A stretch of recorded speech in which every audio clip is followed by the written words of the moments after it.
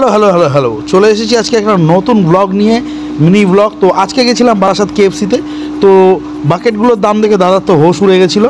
তো তারপর ভাবলো যে এত দাম তো কী করা যাবে, তো বললো তাহলে জামা কাপড় দিয়েই নিতে হবে সব কিছু যা আছে, তাহলে বড় বাকেটটাই নে।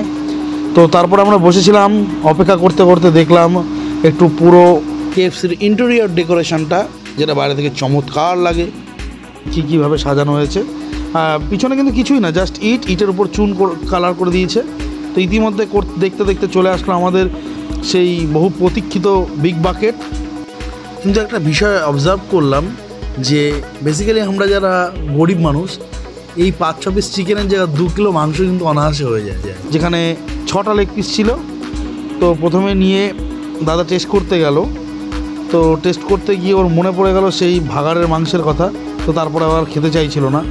তো আমি তো খেয়ে আমার দারুণ লাগলো প্রথমে ক্রিস্পিনেসটা। তো আমার বেসিক্যালি ভালোই লাগে সবসময় ক্রিস্পি চিকেন। কিন্তু তার মধ্যে একটা বিষয় আছে, একটা জিনিস দেখতে পেলাম। দাদা দেখে সমস্ত বাকেট রেখে ও বাইরে চলে গেল। তো বিষয়টা কি দেখাবো, তার আগে দেখো ভাই, একটা বড় সড়ো স্ক্যাম করে দিল আমার সাথে। 50 টাকা নিয়ে মেয়োনিজের জায়গায় ফেভিকল আঠা দিয়ে দিল, যার দাম মাত্র 5 টাকা। ঠিক আছে, লেগে যাচ্ছিল। তো দেখো ভেতরে কি যেন একটা দেখা যাচ্ছে, ওই যে কালো কালো কালো কালো, এটা কি চিকেনের মধ্যে? এই হলো কেএফসি চিকেন। শুধু দাম দেখেই লোকে স্ট্যাটাস মেনটেন করে। এর থেকে ভাই আমার পাড়ার ক্রিস্পি চিকেন অনেক ভালো। তো অরিজিনালি কথা বলতে গেলে দাদা এই 2 বাইটই নিয়েছিল। তারপরে চলে গেল আমাদের বাইরের জুস কাউন্টারে, যেটা আমাদের বিগ বাজারের সামনে আছে। তো দাদা ভালো করে আর স্ক্যামে পড়তে চাইছিল না, ভালো ভালো করে লেবুগুলোকে বেছে বেছে নিচ্ছিল যে ভালো করে একটা জুস খাবে।